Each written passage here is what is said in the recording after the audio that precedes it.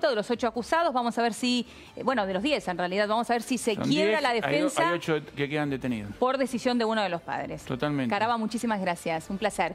Bien, y de aquí me voy al encuentro de Hugo Alconadamón, porque tenemos que hablar de Julio Devido una vez más. Hugo, bienvenido. Buenas noches. Buenas noches. A ver, Julio Devido que se reunió en Zárate con diferentes funcionarios o exfuncionarios en realidad, porque propone cambiar la Constitución y volver a la Constitución de 1949 mientras sigue con complicaciones judiciales. Porque lo que está planteando es en realidad una vía de escape para sus problemas que tienen tribunales. Recordá como contexto general. Buenas noches, ¿cómo estás? Bien, muy bien.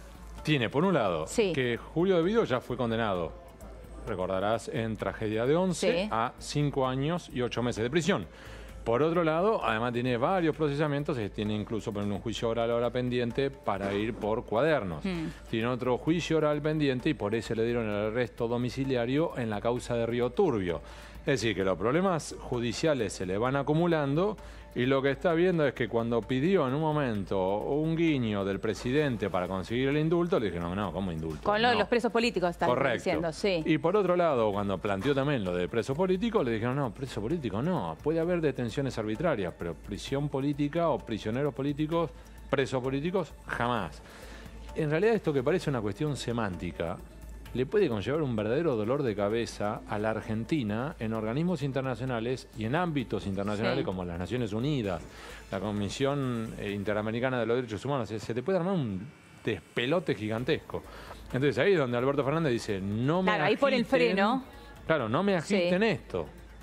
Y allí es donde, a su vez, Julio Devido, en vez de quedarse quieto, le canta, si querés, retruco, diciéndole, deberíamos volver a los valores y al texto de la reforma constitucional de 1949, es decir, la que se impulsó en aquel momento bajo la égida de Juan Domingo Perón. Exacto. Ahora, bajo la égida de Juan Domingo Perón, pero él hace hincapié en esto de haberle ganado al macrismo, no quiere decir haberle ganado al neoliberalismo, por eso necesitamos la Constitución del 49. Entre otros puntos, porque habla de los valores de 1949, pero en la práctica lo que está ocurriendo es que está buscando distintas variantes que le permitan solucionar sus problemas. Reitero, él está ahora bajo arresto domiciliario, está en su casa mansión de Zárate, pero al mismo tiempo está condenado y tiene varios juicios orales por delante.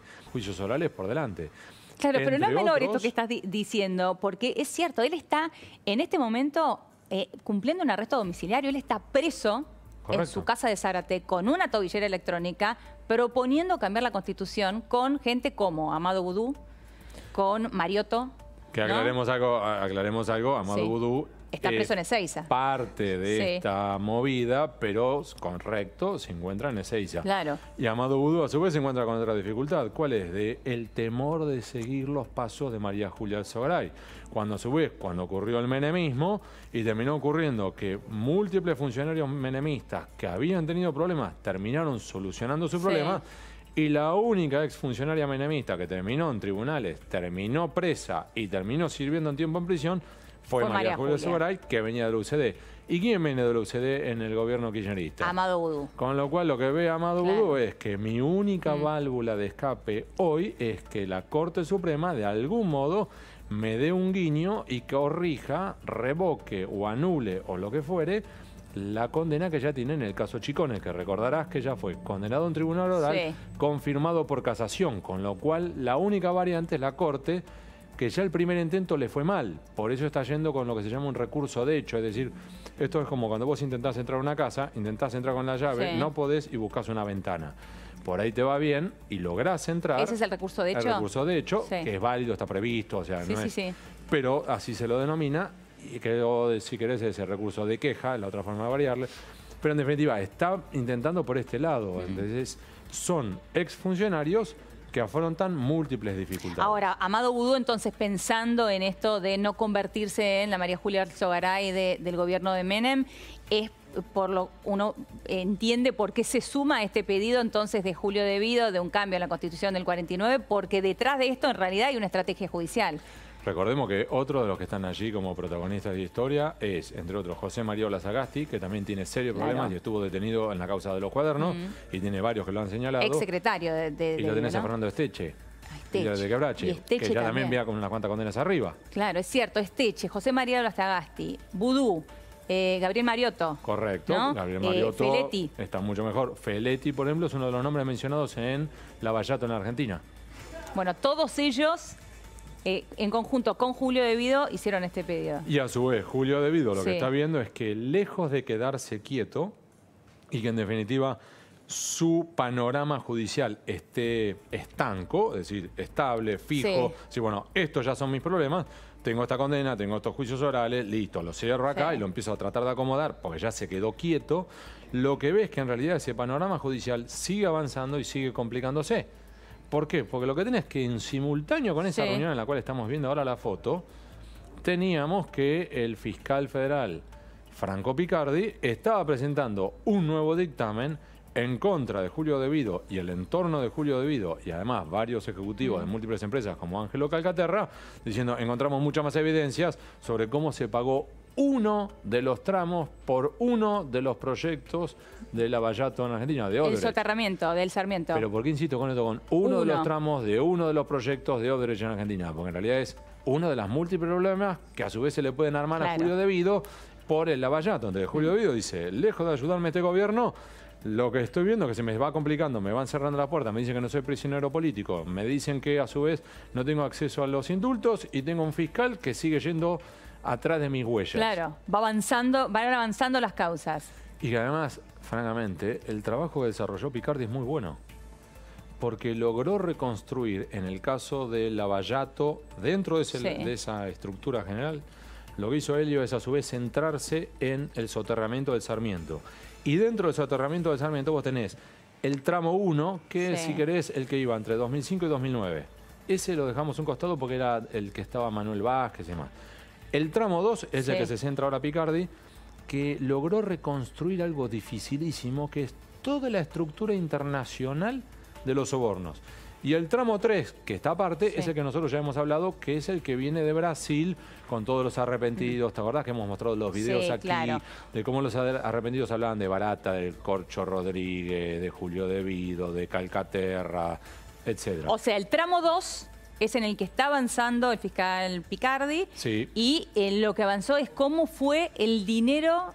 Correcto. Cómo trianguló de alguna manera el dinero para llegar finalmente a Julio De Vido. Tenemos, por ejemplo, extractos de su resolución, que ahora los vamos a mostrar, en los cuales Julio, lo que hizo Franco Picardi fue decir, a ver, tenemos información propia.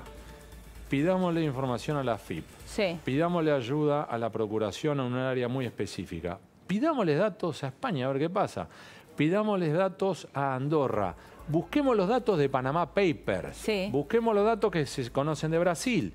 Y empezó a encastrar las piezas del rompecabezas y en base a eso logró redactar algo muy bueno, que incluso hay un esquema, que si lo podemos mostrar ahora, señor director, vamos a verlo. Un esquema que él lo logró hasta simplificar. Es decir, a ver, ¿cómo fue la estructura?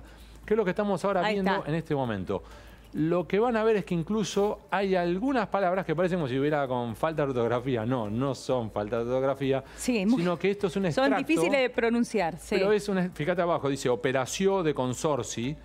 Faltaría la N, faltaría la O, pero en realidad es porque esto está escrito por las autoridades del Principado de Andorra. Entonces lo que él ha hecho, el fiscal argentino Franco Picardi, es extraer algunos de los tramos o piezas del rompecabezas y empezar a encastrarlas él. Y lo que termina reconstruyendo aquí es, si estuviéramos en la imagen esta que estamos ahora viendo, vamos a ver el globo de la izquierda abajo. Bien. ¿Me puedo parar ahora? Vos decime que yo no tengo... Sí, dale. Vamos los dos. Vení, vamos los dos. Lo que tenés acá... Parate vos, vamos a hacer algo desprolijo. Perdón por la desprolijidad, pero bueno. A ver, este lado. Acá tenés, lo que dice es que la UTE entre Odebrecht, Gela, IEXA y Comsa, IEXA, recordemos, para que quede claro, es la de Ángelo Calcaterra. Exacto. Primo del expresidente Mauricio Macri. Lo que tenés es que lo que hizo este consorcio fue firmar una serie de contratos, que ahora vamos a hablar de esos contratos porque son increíbles, con una empresa española que es larguísimo el nombre, es irrelevante, pero se la conocía en todos lados por sus iniciales. DSC, que son una máquina de hacer macanas. Que de hecho ya han admitido que hicieron macanas, que han admitido que sirvieron como canales para pagar sobornos en múltiples países de América Latina. Ellos mismos, en declaraciones al diario El País de España, dijeron, nosotros cobramos, pero nosotros no hicimos nada. Bien. Fuimos una empresa pantalla. Lo que ocurrió es que a su vez, de DSC, se subcontrata a Convergence Capital. Que a su vez, esta operatoria fue a través del BPA, Banco Privado de Andorra. Banco que a su vez, para que entiendan, colapsó. Colapsó porque a su vez los norteamericanos revelaron que estaba sirviendo como una mega estructura del lavado de dinero de las coimas alrededor del mundo y en particular en España y en Venezuela. Pero cuando expusieron esto, el Banco Privado de Andorra colapsó, cerró. Y a su vez las autoridades andorranas se tiran de cabeza a reconstruir qué pasó ahí adentro. Claro. A su vez, cuando se tiran a reconstruir ahí adentro qué había pasado, siguen avanzando y encuentran a Cardal Capital, que a su vez Cardal Capital gira fondos a múltiples sociedades offshore que a su vez ahora se reconstruye a partir de Brasil, que estaban vinculadas a los delatores premiados de Odebrecht. Con lo cual lo que tenés es Argentina, España, Andorra, sociedades offshore, Brasil, Odebrecht, coimas. Esta es la esencia que logró reconstruir Franco Picardi en un proceso tranquilo, despacito, de a poco y con piezas de rompecabezas, que te reitero, incluso lo que buscó es información hasta de Panama Papers. Claro, claro. Y que termina llegando a Julio Debido. Sí. Porque empezamos hablando de Julio Debido y volvemos a Julio Debido acá. Exacto, porque lo que termina ocurriendo es que si combinás esto más lo que viene de Brasil, recordemos que por ejemplo hay uno de los jugadores allí en Brasil que se llamaba Luis Antonio Mameri, vicepresidente para América Latina de Odebrecht. Y Mameri le decía, ¿yo? Sí, nosotros empezamos a dar autorizaciones para pagarle sobornos a un señor que llamaba Giorgio, llegó a decir Giorgio Rodríguez. Y entonces dice eso, después habla de Roberto Barata. Barata aparece con un apodo con el nombre de... ¿Sabes qué significa Barata en...? ¿Qué? Cucaracha. Y entonces allá lo tenían señalado como cucaracha. Como cucaracha. Sí. Entonces empiezan a reconstruir y te insisto, estamos hablando de un solo tramo, de un solo proyecto de Lavallato que es mucho más amplio. Hugo, un placer como siempre. Muchísimas gracias. Que tenga buena noche. Bien, momento de una pequeña tanda en La Nación PM. Quédate ahí, ya venimos.